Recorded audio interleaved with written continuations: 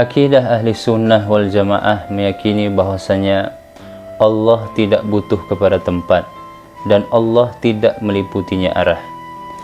Pernyataan ini sesuai dengan hadis Nabi Muhammad SAW yang diriwayatkan oleh Imam Bukhari, "Kanallahu wa lam yakun syai'un ghairuh." Allah sudah ada dan tidak ada apapun selain Allah. Artinya dari hadis ini kita mengetahui bahwasanya Allah sudah ada sebelum segala sesuatu ini ada. Jadi mustahil Allah butuh kepada tempat. Dan Allah juga tidak meliputinya arah, baik di atas, di bawah, di depan, di belakang, di kanan atau di kiri. Karena Allah sudah ada sebelum arah itu sudah ada. Hadis ini dikuatkan oleh firman Allah Subhanahu wa taala di surah Al-Hadid ayat 3. Allah berfirman, "A'udzu billahi minasyaitonir rajim. Bismillahirrahmanirrahim. Huwal awwal wal akhir wal zahir wal batin wa huwa bikulli syai'in alim." Allah lah yang maha awal dan Allah lah yang maha akhir dan dialah yang az-zahir dan batin dan dia terhadap segala sesuatu maha mengetahui. Ayat ini langsung ditafsirkan oleh Nabi Muhammad SAW yang diriwayatkan oleh Imam Muslim. Rasulullah mengatakan, "Allahumma antal awwal falaysa qablaka syai'un." Ya Allah, engkau maha awal, tidak ada sesuatu apapun sebelummu. Wa antal akhir falaysa ba'daka syai'un. Dan engkau yang maha akhir, tidak ada sesuatu apapun setelahmu. Wa anta zahir falaysa fawqaka syai'un. Dan engkaulah yang maha zahir, tidak ada sesuatu apapun di atasmu. Wa antal batin falaysa dunaka syai'un. Dan engkaulah yang maha batin, tidak ada sesuatu apapun di bawahmu. Ini hadis diriwayatkan oleh Imam Muslim. Dari hadis yang diriwayatkan Imam Bukhari dan hadis yang diriwayatkan oleh Imam Muslim, kita mengetahui bahwasanya Allah tidak butuh kepada tempat. Allah tidak meliputinya arah, baik di atas, di bawah, di depan, di belakang, di kanan atau di kiri. Akidah ahli sunnah wal jamaah yang berkeyakinan bahwasanya Allah tidak butuh kepada tempat dan Allah tidak meliputinya sesuatu dikuatkan oleh buku akidah yang pertama kali ditulis dalam sejarah Islam, yang beliau termasuk ulama salaf kita dalam memahami masalah akidah. Beliau adalah Imam Tahawi yang lahir pada tahun 239 Hijriah. Beliau wafat tahun 321 Hijriah.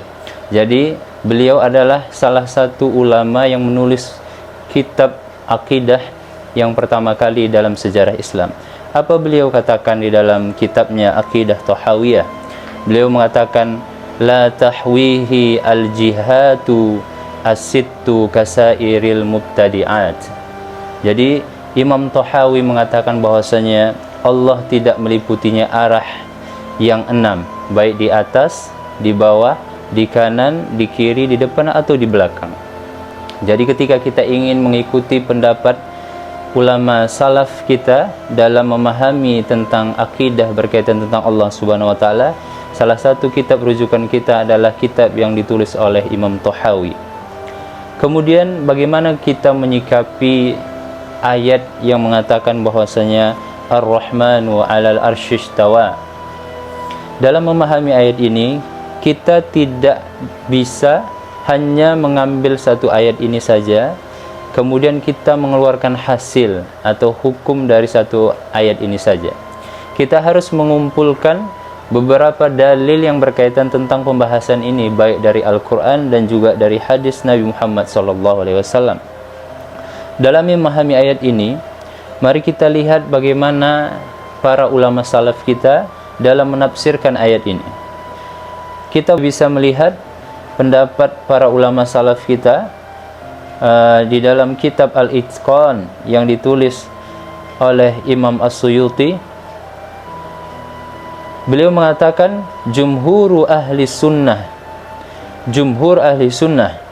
minhum as-salaf, di antara mereka adalah ulama-ulama salaf, wa ahlul hadis, dan para ahli hadis, alal imani biha, terhadap ayat ini cukup mengimaninya, kama ja'at, seperti bagaimana diturunkan ayat ini, wa tafwidi maknaha, dan mentafwid, menyerahkan maknanya kepada Allah Subhanahu wa taala, wal muradu minha ila Allah taala, dan maksud daripada ayat ini hanya Allah lah yang tahu, wala nufassiruha, dan kita tidak mentafsirkannya, ma'a tanzihina lahu, bersamaan kita dengan mentanzih, mensucikan Allah Subhanahu wa taala an haqiqatiha, daripada hakikat ayat ini kita mentanzih, mensucikan, menyerahkan maknanya kepada Allah Subhanahu wa taala. Yang perlu kita pahami bahwasanya banyak di antara kita terkadang mengatakan tafwid adalah menyerahkan maknanya kepada Allah karena kita tidak tahu maknanya. Kita perlu menjelaskan bahwasanya tafwid itu adalah menyerahkan maknanya sepenuhnya kepada Allah, tapi kita sebagai makhluk Allah mengetahui arti-arti yang sebenarnya daripada ayat itu. Misalnya contohnya istiwa. Istiwa di dalam bahasa Arab kita mengetahui artinya. Salah satunya adalah bersemayam, kemudian yang kedua bisa katakan sempurna, yang ketiga bisa dikatakan istawa juga sama, yang keempat istawa juga bisa kita maknakan matang, yang selanjutnya istawa juga dalam makna bahasa Arab artinya menguasai.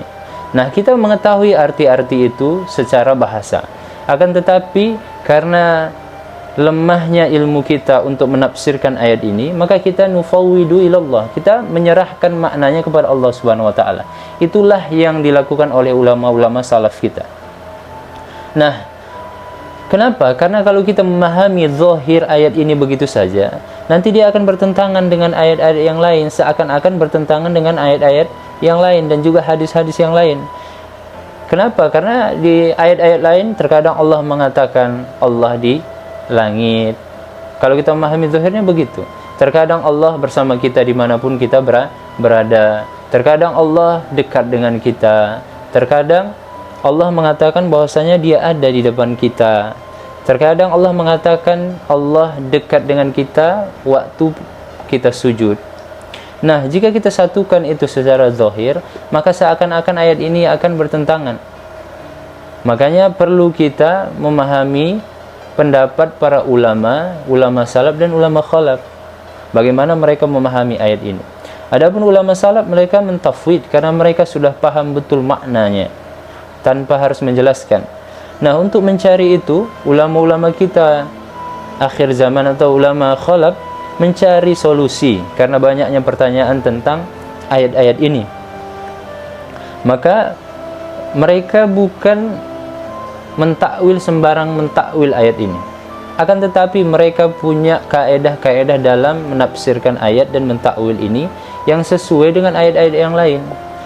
Nah, bagaimana ulama-ulama khalaf menafsirkan istawa ini dengan istaula? Itu adalah makna secara bahasa.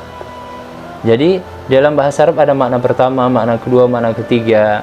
Nah, mereka mencarilah makna yang mana yang cocok dengan ayat ini ya, tanpa menyalahi ayat-ayat yang lain. Maka mereka menafsirkan atau mentakwilkan ayat ini dengan istaula, menguasai. Nah, dengan begitu kita dapat mengetahui bahwasanya Allah itu suci daripada tempat, suci daripada arah. Salah satu ulama kita membawa hadis yang seandainya kita memahami zahir Ar-Rahmanu 'alal arsy istawa, itu kita maknakan bersemayam, maka Ibnu Abdul Bar, ulama kita, membawa sebuah hadis yang diriwayatkan dari Abdullah bin Umar bahwasanya Rasulullah sallallahu alaihi wasallam ra'a busaqan fi jidaril qiblah, bahwasanya Rasulullah sallallahu alaihi wasallam melihat air liur di depan dinding kiblat, fahakkaha, maka Nabi membersihkannya, mengusap-ngusapnya, wa aqbala 'alan nas, kemudian Nabi menghadap kepada manusia, faqala idza kana ahadukum yusalli, Maka Nabi bersabda, apabila salah seorang di antara kalian itu melakukan salat, fala yabsuqu, maka janganlah dia meludah, kibala wajhihi, jangan dia meludah ke depan. Fa innallaha qibala wajhihi idza shalla, sesungguhnya Allah Subhanahu wa taala berada di depannya ketika dia salat. Ini diriwayatkan oleh Imam Bukhari. Nah, kalau kita memahami hadis dengan zahirnya, maka kita akan mengatakan Allah ada di depan. Terkadang kita katakan Allah di langit, terkadang kita katakan Allah ada di arasy. Maka kalau kita mentafsirkan zahir ayat ini, maka seakan-akan ayat ini bertentangan. Makanya ulama kita mencari solusi, mencari betul penafsiran yang betul-betul tidak membuat kita bingung dan tidak membuat antara ayat satu dengan ayat yang lain bertentangan, tentang antara hadis yang satu dengan hadis yang lain bertentangan. Nah, oleh sebab itu kita harus melihat bagaimana para ulama kita menafsirkan ayat ini, bahwasanya Allah itu tidak butuh kepada tempat dan Allah bebas daripada arah yang enam. Dan bagaimana pendapat orang yang tetap ingin mempertahankan makna zahir ayat ini? Kita juga bisa mengatakan bahwasanya jika seseorang tidak mau mentakwil atau tetap mempertahankan zahir ayat ini, maka dia harus konsisten dan adil terhadap ayat yang lain.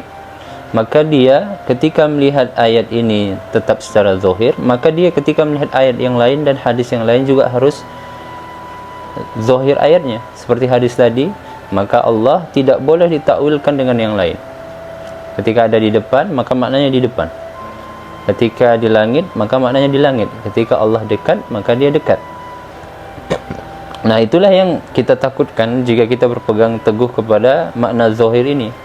Karena di satu sisi kita mengatakan ini tidak boleh ditakwil, tetapi di sisi lain kita mentakwil. Jadi kita tidak konsisten dengan pendapat kita.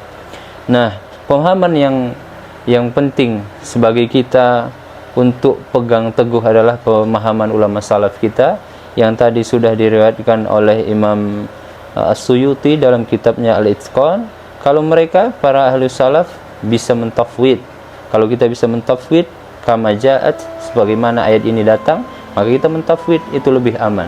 Akan tetapi ulama kita selalu mencari solusi untuk kita orang-orang yang tidak paham betul dengan bahasa Arab yang begitu mendalam, sebagaimana pemahaman ulama-ulama salaf kita terdahulu. Mereka mencari solusi tapi tanpa menyalahi ayat-ayat yang lain dan pemahaman ulama salaf kita.